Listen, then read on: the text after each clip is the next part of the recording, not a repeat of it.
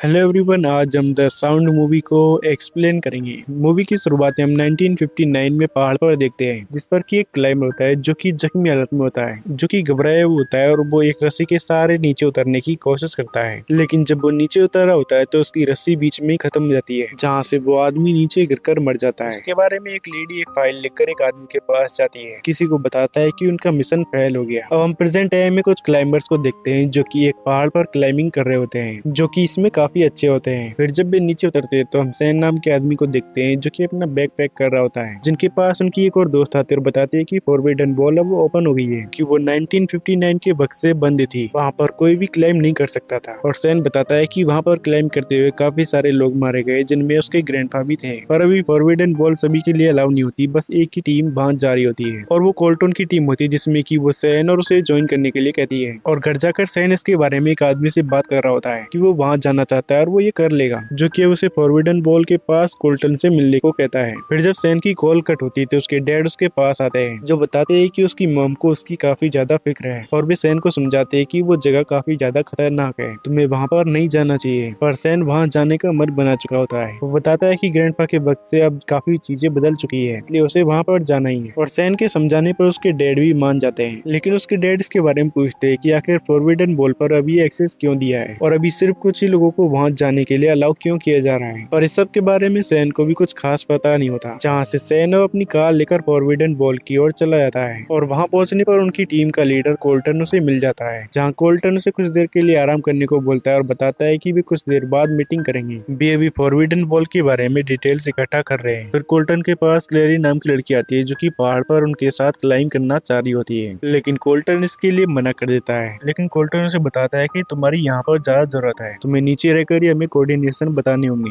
लेकिन क्लेरी काफी ज्यादा जिद कर रही होती है, इसलिए कोल्टन उसे बताता है कि अगर कोई सेकंड टीम क्लाइंब करने के लिए ऊपर आएगी तो उसमें तुम आ जाना, लेकिन तब तक तुम यहीं पर नीचे काम करोगी। और फिर कोल्टन सभी लोगों को इकट्ठा करके बताने लग जाता है कि वे टोटल 8 लोग हैं, जो कि दो दो के ग्रुप में क्लाइंबिंग करेंगे। साथ ही उन्हें बताता है कि फॉरबिडन वॉल के बारे में उन्हें ज्यादा इन्फॉर्मेशन नहीं है। वहीं क्लेरी चीफ को लेकर आती है, जो कि यहाँ फॉरबिडन वॉल के पास पहले से ही रहा करता था, और वो उन सभी को बताता है कि हमने काफी वक्त बाद फॉरबिडन वॉल पर किसी को क्लाइंब करने के लिए अलाउ किया है। इसके लिए काउंसिल ने मीटिंग करी और तुम्हें क्लाइंब करने के लिए अलाउ किया गया। साथ ही इन्हें बताता है कि यहाँ पर सिर्फ क्लाइंबर्स को ही अलाउ किया गया है और तुम्हें इस फॉरबिडन वॉल पर पूरी सेफ्टी के साथ क्लाइंब करना है। इसके बाद कोल्टन सभी को आराम करने के लिए कहता है और बताता है कि वे शाम के वक्त क्लाइंब करना शुरू कर देंगे, जहाँ वे सभी आपस में बात कर रहे होते हैं। और क्रिस्टी नाम की लड़की सैन से कहते हैं कि तुम्हारे ग्रैंडपा यहाँ पर मारे गए थे, जिसका हमें काफी अफसोस है। लेकिन सैन कहता है कि उनके अलावा भी कई सारे लोग यहाँ पर मारे गए थे, क्लाइंब करना आसान नहीं है, शायद वे ऐसा कर नहीं पाए थे। और सैन और क्रिस्टियन आपस में बात करते हैं तो उन दोनों की काफी अच्छी बन रही होती है, जहाँ क्रिस्टियन उससे कहती है कि हम दोनों साथ में किसी दिन एक पहाड़ पर क्लाइंब करेंगे, जिसके लिए सैन भी मान जाता है। और फिर जब शाम का वक्त होता है तो दो ग्रुप ऊपर क्लाइंब करने के लिए चले जाते हैं, जिन्हें की क्लाइंब करते हुए रात हो जाती है तो वे वहीं पर ही कैंप लगा लेते हैं, जो कि बीच में टेंट में बैठे होते हैं। और रात में सैन फॉरबिडन वॉल की ओर आता है तो उसे वहाँ पर चीफ मिलता है, जो उससे कहता है मुझे पता था कि तुम यहाँ पर जरूर आओगे। और सैन की पूछने पर बताता है जो तुम्हारे ग्रैंडफा ने स्टार्ट किया वो तुम खत्म करोगे। और बताता है कि इस फॉरबिडन वॉल के ऊपर एक इविल रहता है, जिसने की कई सारे लोगों की जान ली है। वो आसमान से कई सालों पहले आया था, जिसे कि हमारे पूर्वजों ने और बहादुर योद्धाओं ने मिलकर उसे पहाड़ पर कैद कर दिया। तो सैन उनसे पूछता है कि इससे मेरे ग्रैंडफा का क्या लेना देना है, जिस पर चीफ बताता है कि तुम्हारे ग्रैंडफा ने 2 लोगों की जान बचाई थी और दुनिया को बचाने के लिए खुद को सेक्रीफाइस कर दिया था। लेकिन सैन समझ नहीं पा रहा होता और पूछता है कि असल में वहाँ ऊपर क्या है। तो चीफ कहता है उसे भी खास पता नहीं है, लेकिन जो स्टोरी उसने सुनी है उसके हिसाब से वो चीज उनके दिमाग में घुसकर उनके दिमाग को तोड़ती है। तो सैन कहता है कि अभी भी वो चीज वहाँ ऊपर है, अगर आपको इसके बारे में पहले से ही पता था तो आपने क्लाइम ही क्यों करने दिया। जिस पर चीफ बताता है कि ये उसके हाथ में नहीं है, अब इसका एक्सेस गवर्नमेंट ने दिया है। और बताता है कि तुम्हें अपने ग्रैंडफा का काम पूरा करना होगा, तुम्हें उसे वहीं पर ही बंद करना होगा। और बताता है कि तुम एक क्लाइंबर से बढ़कर हो। अक्सर जब लोग ज्यादा ऊंचाई पर पहुंच जाते हैं तो उनके दिमाग में कुछ आवाजें आने लगती है, लेकिन तुम्हें उस वक्त अभी पर ही फोकस करना चाहिए, दिमाग को शांत रखना चाहिए। हो सकता है जो 60 इयर्स पहले हुआ वो अब ना हो, लेकिन अगर होने की संभावना हो तो तुम इसके लिए तैयार रहो। जहाँ वो सैन को एक रेवन स्पिरिट देता है और उसे याद दिलाता है कि तुम्हें अपने दिमाग को शांत रखना है। फिर हम ऊपर क्लाइंबर्स को देखते हैं, जिन्हें की हवा की आवाज से नींद नहीं आ रही होती है। तो एमिली को उसके साथ ही उसकी पहले की क्लाइंबिंग की स्टोरी बताता है।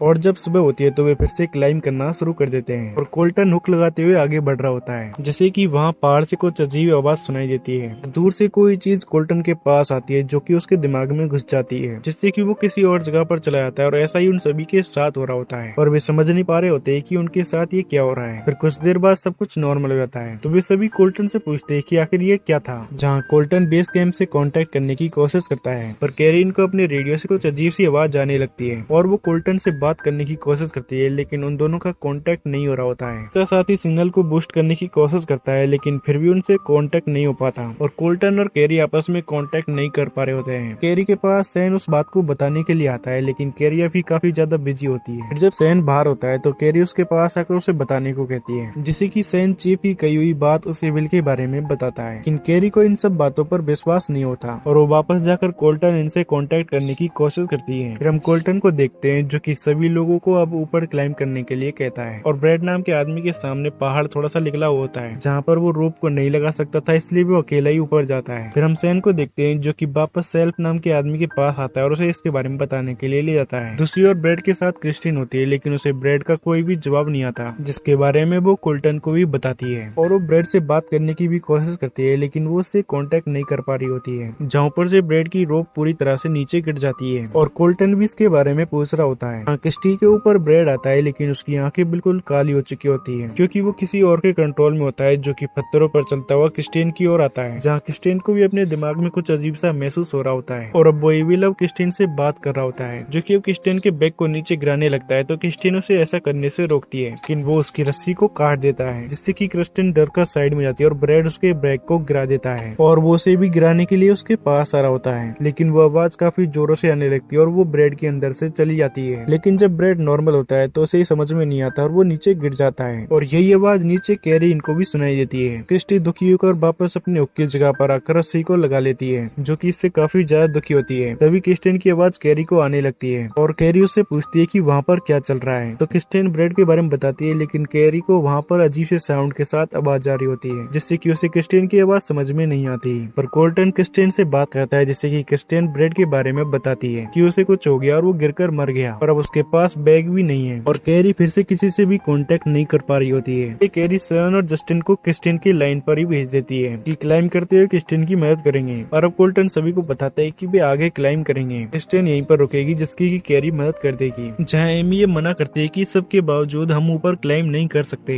लेकिन कोल्टन उन्हें ऊपर ही क्लाइम करने के लिए कहता है और अब सैन ये क्लाइम करने वाले होते हैं, जहाँ सैन कहता है अगर तुम्हारी कही हुई बात सही है तो हमें ऊपर क्लाइम ही नहीं करना चाहिए और उन दोनों को क्रिस्टीन की मदद करनी होती है, इसलिए वे दोनों ऊपर जाने लग जाते हैं और क्रिस्टीन वापस अपने हुक के पास आती है तो वो गिरने वाली सी होती है, जिससे घबराकर वो वापस अपनी रस्सी को हुक से जोड़ लेती है और नीचे सैन ये भी काफी ऊपर आ गए होते हैं, जहाँ सेल पत्थर के टूटने की वजह से नीचे गिर जाता है, जो कि रस्सी से जुड़ा हुआ होता है, लेकिन उसके पैर में चोट आ गई होती है, इसलिए वो सैन को बताता है कि वो ऊपर नहीं जा सकता, इसलिए वो सैन से वापस नीचे चलने को कह रहा होता है, लेकिन सैन उसे एक्स्ट्रा रोप लेकर नीचे जाने को कहता है और सेल्फ बताता है कि वो नीचे भी नहीं जा सकता, इसलिए सैन कैरी से बात करता है कि हमें सेल्फ की मदद करनी होगी, उसे चोट आ गई है, उसे नीचे लाना होगा। तो कैरी अपने बेस कैंप में अपने साथी से कहती है कि वो ऊपर जाएगी, लेकिन उसका साथी ऐसा करने से मना करता है क्योंकि कोल्टन ने उसे यहीं रुकने के लिए कहा था, लेकिन कैरी बताती है कि कोल्टन से हमारा कांटेक्ट नहीं हो पा रहा है, इसलिए मुझे ऊपर जाना होगा। वहीं उसके पास चीफ ब्रेड का हेलमेट लेकर आता है, तो कैरी अपने उस साथी से ब्रेड की फुटेज देखने के लिए कहती है। वहीं सैन सेल को बताता है कि वो कैरी का इंतजार नहीं कर सकता, तो क्रिस्टीन को बचाने के लिए रस्सी को छोड़कर ही जाना पड़ेगा, जो कि अब वहाँ से बिना रस्सी के ही ऊपर जाने लग जाता है और अब कैरी भी क्लाइम करते हुए ऊपर आ रही होती है। सैन काफी ऊपर होता है, जहाँ साउंड की वजह से उसे एक पास्ट का विजन आता है जिसमें कि वो क्लाइम करते हुए नीचे गिर गया था, लेकिन इस वक्त वो चीफ की बातों को याद करके अपने दिमाग को शांत करता है और अब वो इतनी ऊपर आगे होता है कि क्रिस्टीन से उसका कांटेक्ट हो जाता है, जो क्रिस्टीन को बता देता है कि वो उसे लेने के लिए आ रहा है, लेकिन वो सिर्फ अकेला ही है। जहाँ से सैन अब ऊपर जाने लग जाता है और अब सेल्फ के पास कैरी आती है, जहाँ कैरी को पता चलता है कि सैन पहले ही ऊपर चला गया, लेकिन अभी के लिए वो सेल्फ को अपनी रस्सी से जोड़कर नीचे ले जाने लग जाती है। फिर हम कैरी के साथ ही बिल को देखते हैं, जो कि ब्रेड की फुटेज को देखने लग जाता है, इसमें कि वो देखते हैं कि ब्रेड क्रिस्टीन पर हमला कर रहा था और उसे अजीब सी आवाज भी आ रही होती है, इसलिए वो अपना हेडफोन उतार देता है। फिर हम शाम को देखते हैं, जहाँ क्रिस्टीन अभी भी वहाँ पर फंसी हुई होती है। सैन अब उसके नीचे ही होता है, जो कि कुछ वक्त बाद उसके पास ही पहुंच जाता है, जिसे देखकर क्रिस्टीन खुश होती है और उससे कहती है कि मुझे विश्वास नहीं होता कि ये तुमने मेरे लिए किया। और हम कोल्टन को देखते हैं, जो कि अब रात होने पर कैंप लगा लेते हैं, लेकिन अभी भी उनका बेस कैंप से कांटेक्ट नहीं हो पाया होता है। कोल्ट अपनी साथी जेसी को बताता है कि उसे कैरी पर विश्वास है, उन्होंने क्रिस्टेन को ढूंढ लिया होगा।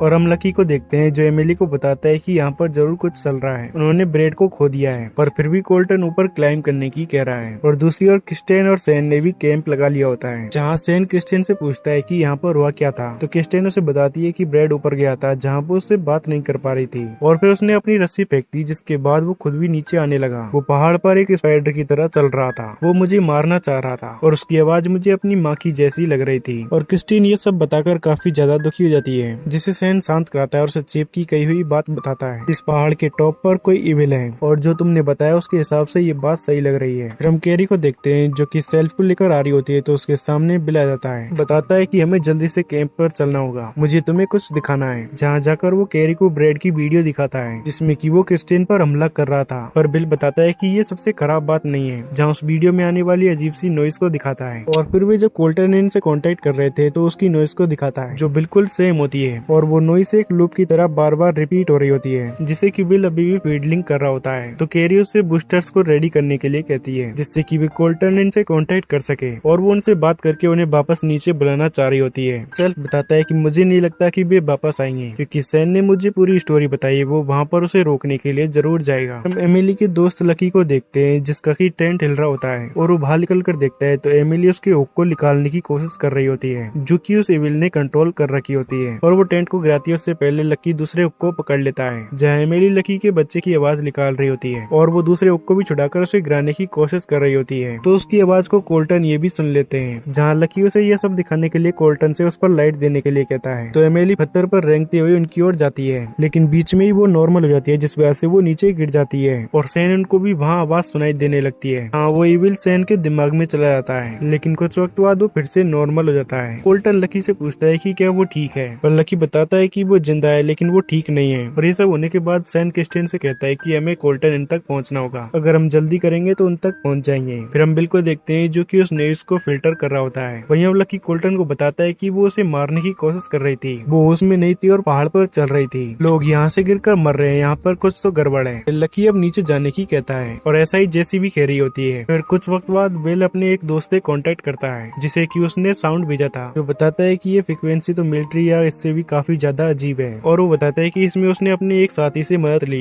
जो कि साउंड को और भी क्लियर कर देगा। फिर जब सुबह होती है तो सैन और क्रिस्टेन ऊपर जाने लग जाते हैं, और कैरी जब बिल के पास पहुंचती है तो उसने वो ऑडियो सिमेटिक तरीके से जमा दी होती है, जिसमें कि एक आवाज आ रही होती है जो बुलाती हुई कह रही होती है कि मैं वही हूँ। और बिल बताता है कि जो भी ऊपर है वो हमसे बात कर रहा है। तो कैरी अब कम्युनिकेशन बूस्टर्स को बढ़ाने को कहती है ताकि वे कोल्टन इनसे कांटेक्ट कर सके, जो कि बिल ने कर दिया होता है, इसलिए वे कोल्टन इनसे कांटेक्ट करने लगते हैं। फिर हम कोल्टन इनको देखते हैं जहाँ लकी और जैसी नीचे जाने लग जाते हैं, और कोल्टन अभी भी वहीं पर ही रुका हुआ होता है। तब कैरी इनका कांटेक्ट सैन से हो जाता है, जो कि उन्हें नीचे आने के लिए कहते हैं, और सैन बताता है कि रात को कुछ हुआ है, इसलिए वो कोल्टन इनके पास जाकर वापस आ जाएगा। और ऊपर जाने पर उसका कांटेक्ट कोल्टन से हो जाता है, जिसे कोल्टन बताता है कि वे वापस नीचे आ रहे हैं, और कैरी इनका भी कोल्टन से कांटेक्ट हो जाता है, जो कि उसे नीचे आने के लिए बोलते हैं। कोल्टन सैन से बात करता है और उससे पूछता है कि क्या वो ऊपर जाने के लिए तैयार है, जहाँ सैन भी उसके साथ पहाड़ पर जाना चाह रहा होता है। वैसे भी उसने लकी इनको नीचे भेज दिया होता है, इसलिए अब वे दोनों ऊपर जाने का तय करते हैं। पर कैरी इस बात से काफी ज्यादा गुस्सा होती है कि कोल्टन सैन को लेकर ऊपर जा रहा है, वे समझ ही नहीं पा रहे कि ऊपर कितना खतरा है। और अब एक बार क्रिस्टीन के ऊपर जाने के बाद अब सैन रस्सी लेकर ऊपर जाने लग जाता है, जो कि इस बार अब कोल्टन तक पहुंच जाता है, लेकिन वहां जाने पर वो रस्सी को खोल देता है और क्रिस्टीन को बताता है कि वो कोल्टन के साथ ऊपर जा रहा है। ऐसा करने के लिए क्रिस्टीन मना करती है, लेकिन अब वे दोनों ऊपर जाने लग जाते हैं। वहीं नीचे बिल बताता है कि शायद एविल ने कोल्टन को पोजेस कर लिया है, इसलिए वो किसी की बात सुने बिना ऊपर जा रहा है, और वो कैरी को बताता है कि शायद उसके पास इसका कोई प्रूफ है। वही कोल्टन अब सैन के साथ ऊपर पहाड़ पर पहुंच जाता है, जहाँ पहले आए हुए एक क्लाइंबर का स्केलेटन भी पड़ा हुआ होता है, और अब कोल्टन से कहता है कि वो भी यहाँ कुछ ढूंढने के लिए आया है, वो एजेंसी के लिए नहीं आया, वो भी सैन की तरह ही यहाँ पर ऐसे ही आया है, उस सिविल को खत्म करने के लिए। और तभी उनका पीछा करती हुई क्रिस्टीन भी ऊपर पहुंच जाती है, और कोल्टन उसे देखकर समझ जाता है कि इसे भी इसके बारे में पहले से ही पता है। और सैन ये देखते है कि वहाँ पर एक अजीब सा पत्थर रखा हुआ होता है, जिन्हें की कैरी के बताने से पता होता है कि वो इविल उन्हें यहाँ पर बुलाना चाह रहा था। तो अब वे तीनों मिलकर कहने लग जाते हैं कि वे यहाँ पर पहुंच गए हैं और तभी वो पत्थर ग्लो करने लगता है, जिसके बाद उनका साथी लकी भी वहाँ आकर कोल्टन को धक्का दे देता है क्योंकि उसे एविल ने पोजेस कर लिया होता है और वो उन्हें मारने की कोशिश कर रहा होता है। तो क्रिस्टिन उसे रोकने लग जाती है और उस पत्थर के ऊपर भी बिल के कंप्यूटर में जैसे फ्लावर आ रहे थे वैसे फ्लावर आने लग जाते हैं, लेकिन क्रिस्टिन लकी को खूब मारकर वहाँ पटक देती है। पर तभी वो पत्थर फिर से आवाज निकालने लगता है जो कि क्रिस्टिन को पोजेस कर लेता है, जो लकी को मारकर अब सैन को मारने के लिए आ रही होती है। वहीं नीचे चीफ जलाकर कुछ कर रहा होता है। उसके ऐसा करने से क्रिस्टिन को रोकने के लिए वहाँ दो लोग आ जाते हैं और सैन उस पत्थर की ओर जाने लगता है तो एविल उसके दिमाग में जाकर उसे कमजोर करने की कोशिश करता है, पर वह खुद को संभाल कर रेवन स्प्रिट की वो छड़ी को ले लेता है, जहाँ तक क्रिस्टिन ने उन दोनों लोगों को भी मार दिया होता है। कोल्टन उसे बीच में रोकने के लिए आता है, जिससे सैन को मौका मिलता है और वो उस छड़ी को पत्थर पर मारता है। उसके ऐसा करने के बाद क्रिस्टिन फिर से ठीक हो जाती है, पर कोल्टन काफी जख्मी हो गया होता है, जिस वजह से वो मरने की हालत में होता है, जो उन्हें बताता है कि अभी सब कुछ खत्म नहीं हुआ है। पर अब वो पत्थर पहले की तरह ग्लो नहीं कर रहा होता है, इसलिए सैन और क्रिस्टिन अब नीचे जाने का तय करते हैं और सैन यहाँ से निकलने के लिए पहले से ही पैराशूट लेकर आया होता है, जिसकी मदद से वो क्रिस्टिन को अपने साथ लेकर कूद जाता है। और अब उस गवर्नमेंट के ऑफिसर को भी पता चल जाता है कि उनकी टीम इसमें कामयाब रही। फिर जब सैन घर पहुंचता है तो उसके डैड उसे देखकर काफी ज्यादा खुश होते हैं और हम आखिर में फॉरबिडन वॉल के ऊपर कोल्टन को देखते हैं, जिसे कि उसे विल ने पोजेस कर लिया होता है। इसी के साथ ये मूवी यहीं पर खत्म जाती है। आई होप आप सभी को ये वीडियो पसंद आई होगी। वीडियो अच्छी लगी हो तो वीडियो को लाइक और चैनल को सब्सक्राइब करें। मिलते हैं नेक्स्ट वीडियो में, तब तक के लिए बाय।